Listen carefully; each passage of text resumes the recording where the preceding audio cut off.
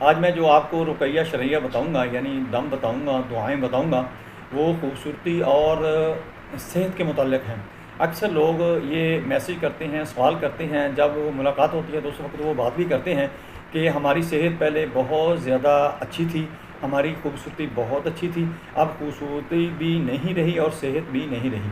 آج ہم اس کے اوپر بہت ہی اچھے طریقے سے بات کریں گے۔ السلام علیکم ورحمۃ اللہ وبرکاتہ۔ آج کی ویڈیو میں ہم اس بات کریں گے کہ خوبصورتی اور صحت کے لیے رقیہ شرعیہ کے بارے میں کیا تاثرات ہیں، کیا اس کے بارے میں سوچا جا سکتا ہے۔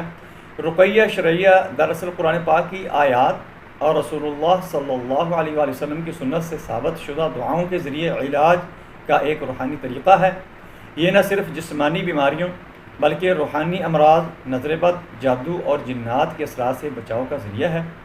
آج ہم چاہیں گے کہ قرآن پاک کی کون سی آیات ہماری خوبصورتی اور صحت کے لیے رحمت اور شفا ہیں، اور ہم انہیں کیسے اپنی زندگی میں شامل کر سکتے ہیں۔ رقیہ شرعیہ کی تعریف یہ ہے کہ قرآن مجید کی آیات اور نبی کریم صلی اللہ علیہ وآلہ وسلم کی سنت سے ثابت شدہ دعاؤں کا وہ مجموعہ ہے جو بیماریوں، نظر بد، جادو اور جنات کے علاج کے لیے پڑھا جاتا ہے۔ اللہ تعالیٰ قرآن مجید میں ارشاد فرماتے ہیں وَنُنَزِّلُ مِنَ الْقُرْآنِ مَا هُوَ شِفَاءٌ وَرَحْمَةٌ لِّلْمُؤْمِنِينَ، اور ہم قرآن میں وہ کچھ نازل کرتے ہیں جو مؤمنین کے لیے شفا اور رحمت ہے۔ یہ آیت ہمیں بتاتی ہے کہ قرآن پاک خود شفا ہے۔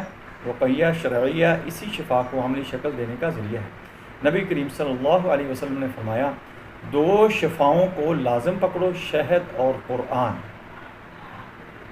اب ہم آتے ہیں کہ خوبصورتی کے موضوع پر بہت سے لوگ سوچتے ہیں کہ کیا رقیہ خوبصورتی کے لیے بھی ہے؟ جی ہاں۔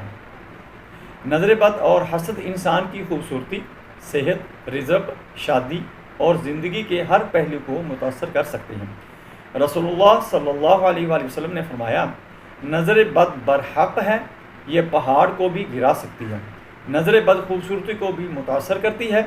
سورۃ القیامہ کی فضیلت یہ ہے کہ رسول اللہ صلی اللہ علیہ وسلم سے روایت ہے کہ جو شخص اس سورت کی تلاوت کرتا ہے وہ قیامت کے دن خوبصورت اور جاذب نظر چہرے کے ساتھ اٹھایا جائے گا۔ یہ کتنی فضیلت ہے کہ سورہ قیامہ جو ہے وہ 2 رکوع کی سورت ہے۔